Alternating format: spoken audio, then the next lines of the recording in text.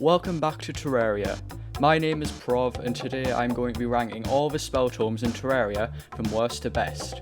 This is going to be the start of a new series where I rank stuff from Terraria because you mostly just see top 5s and not which ones are actually good or bad. Spell tomes are a subclass of weapon in the game's mage class. They function as spellbooks that fire different projectiles and can be acquired throughout the whole game. So, without further ado, let's count them down.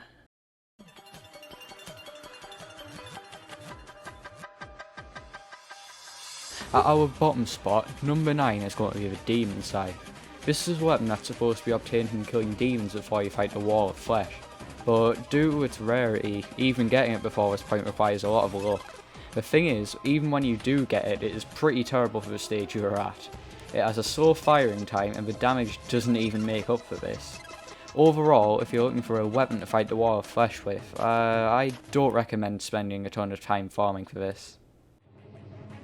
After this, at number 8, we have the Crystal Storm.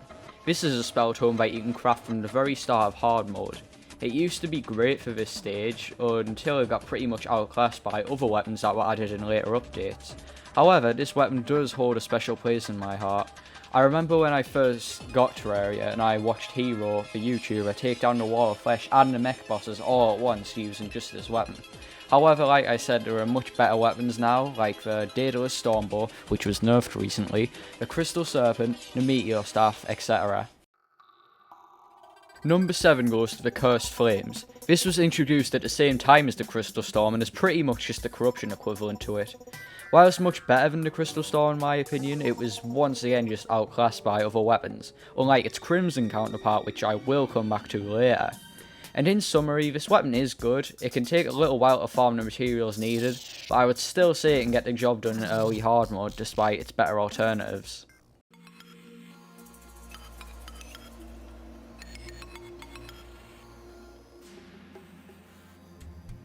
Now at number 6 we have got the Book of Skulls. This is another of the 3 pre-hard mode spell tomes, but this one is probably the least known.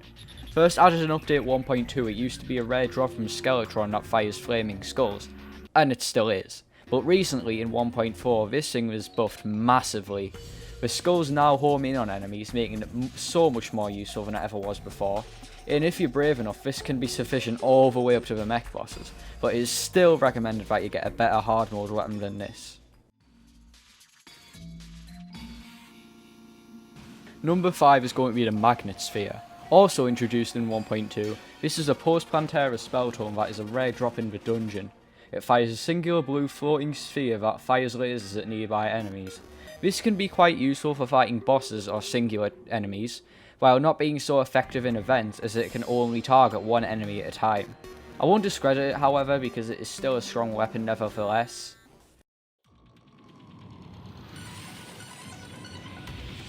Our number 4 spot is one that everybody forgets about. It's the Lunar Flare.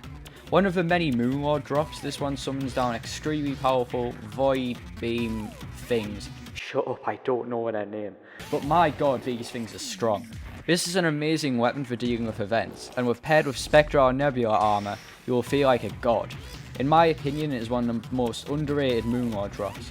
But if you choose to use this, make sure you have a lot of mana potions handy. You'll need them.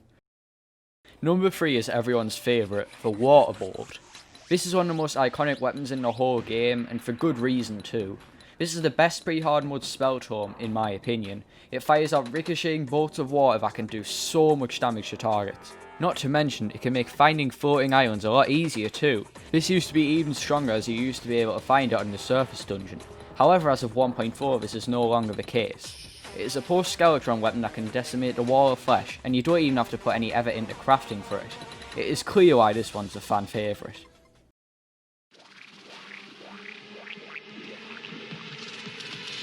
Next is our penultimate spell tome, the amazing Razorblade Typhoon.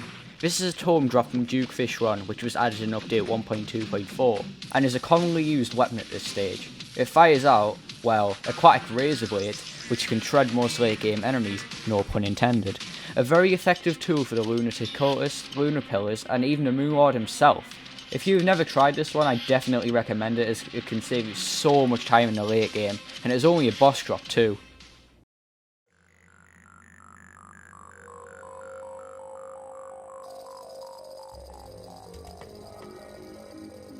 And finally, the best of the best, it's the golden shower. Right off the bat, the name is an innuendo, automatically providing the funny. And when this was introduced in 1.2, it pretty much broke the game. Ichor is one of the strongest things in Terraria. While it's not as strong as it is today, it still negates 20 defense, and barely any enemies or bosses are immune to it. Before, it used to half the victim's defense. This was crazy, and everyone went crazy about this weapon as it can be used up to the very end of the game as a way to weaken your enemies. Another one of the game's most iconic weapons, and for a very good reason. Thank you so much for watching this long already. This is a new type of video for me and I have no idea what kind of reaction it is going to get. I'm going to be posting Terraria content a lot more often now, and I hope to bring some more fresh ideas to the table. So please, as much as you hear it literally everywhere, please like the video if you liked it, and also subscribe too, that would be kind of epic. Yeah, epic. Thanks once again, this is Prov, signing off.